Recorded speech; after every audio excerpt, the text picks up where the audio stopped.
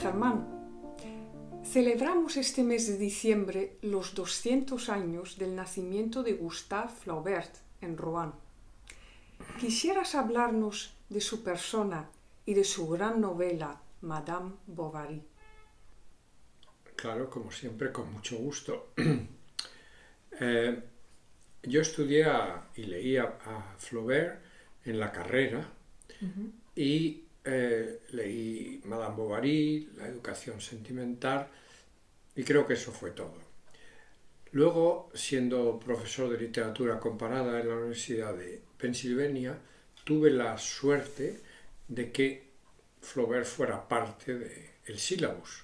Y entonces me leí, creo, todas sus novelas. No es un escritor excesivamente prolífico. Y realmente me enamoré de este escritor.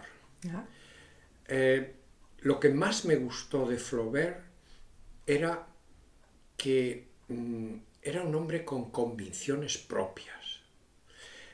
Recuerdo leer el epistolario a su amante Louise Colette, que es muy famoso y es uno de los epistolarios más impresionantes que yo he leído jamás, a su amigo Maxime Duchamp, a otros amigos y a su gran amiga también, la novelista George Sand. Y me gustó siempre porque es el hombre que, y lo ves en su epistolario, ¿no?, que es siempre él mismo. Tiene una personalidad propia, cosa que es casi necesaria para que haya detrás, se pueda nacer o formarse en este mundo un gran escritor. Es decir, que es un hombre con una gran inteligencia y que no se dejaba llevar por los lugares comunes. Y también me impresionó que su vida fue una vida llena de tensiones. Tuvo que ir su padre era médico y tuvo que ir a estudiar a París, Derecho, que no quería. Y bueno, ahí, en la biografía de Sartre, de Jean-Paul Sartre de Flaubert, todo esto se explica de una manera muy clara y muy negativa hacia Flaubert. ¿Ah, sí? Sí, pero el punto en el que yo quiero hacer es que entonces él tenía esta tensión entre ser él mismo y el padre que era médico y tal. Entonces quería que él también fuera un hombre, no médico, pero él lo manda a estudiar Derecho a París y tal. Y allí, yendo un día en un coche de caballos, tiene su primer ataque de epilepsia. Es verdad. Y eso le va a marcar toda su vida, naturalmente.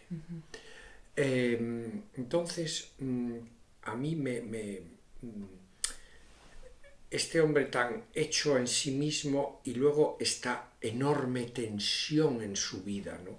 Y esto va a marcar sus novelas, clarísimamente. Explica un poco más la tensión que tenía. Pues la tensión es que lo que podríamos llamar su morada personal, su personalidad, no es una personalidad hecha con las trivialidades de la vida corriente y burguesa de su tiempo, sino que él está a la de este hombre que quiere ser él mismo y a la vez que tiene esta enorme influencia en su vida de las cortapisas corporales. Pero además, y esto es muy importante, él en París descubre la vida parisina. Recordemos que él viene de Rouen. Y entonces en París, por ejemplo, él sale a la calle y vemos cómo ve y comenta las prostitutas bajo las farolas, esa vida de deseo, ¿no?, que está ahí oculta y que luego va a explotar en ese personaje que se llama Madame Bovary. Pero entonces va a haber siempre en su vida esa como tensión entre la vida y el hombre que luego desea ser como escritor una especie de monje y se retira a su finca a l'Eau de Rouen en Croisset, donde se dedica a escribir y a corregir, y a escribir y a corregir. El hombre y el monje. Estos dos están ahí detrás de toda su creación, de toda su obra. Para mí, esto realmente es lo que aflora en Madame Bovary.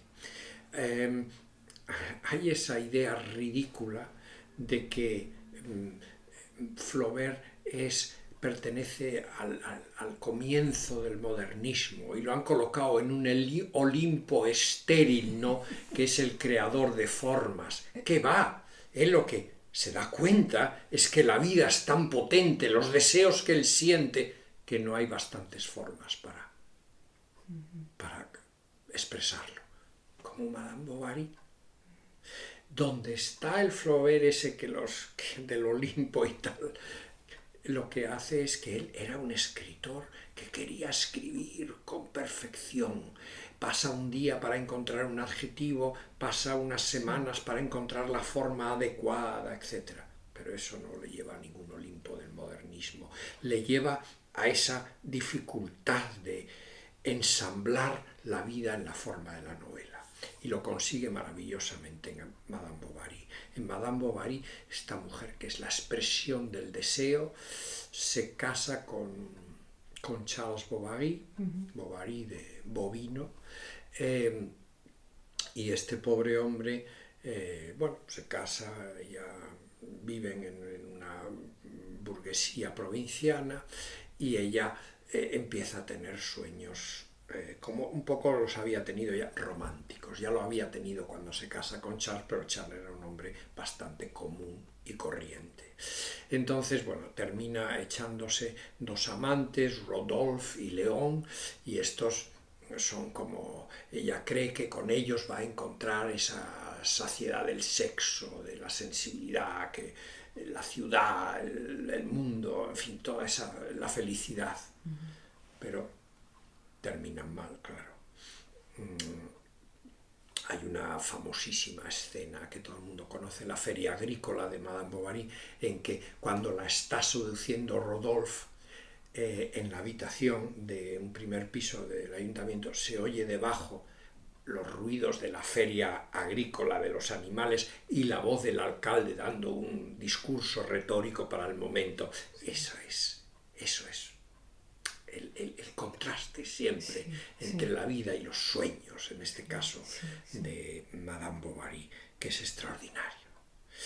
Él, naturalmente, en fin, esto es extraordinario en Madame Bovary. Entonces, como es bien conocido, él tardó 4 años y medio en escribirla, porque, como dije, para él la escritura era una forja. Era la forja de léxica, la forja sintáctica. Tenía todo que quedar perfecto para que la expresión fuera justa y exacta. En fin, que esta obra, cuando se publicó, inmediatamente hubo críticas muy negativas y la Fiscalía del Gobierno le acusó de exageraciones sexuales de todo tipo, ¿no? Fue un escándalo. Inmoralidad fue la mayor, porque Emma Bovary, al final, después de ver que todos estos romances y tal no funcionaban, se suicida. Claro. Entonces el suicidio y todo el elemento amoroso, erótico, dirá el fiscal, pues le lleva. Pero gracias a que tenía un estupendo abogado que dijo que no es que hablara Flaubert, sino que la novela era como una descripción científica, impersonal. Y un ente porque autónomo, ¿no? Sí, es autónomo, porque la novela está escrita de una manera, digamos, muy impersonal, como ocurre con las novelas de Pardo Bazán, etc. Era el sistema de la época.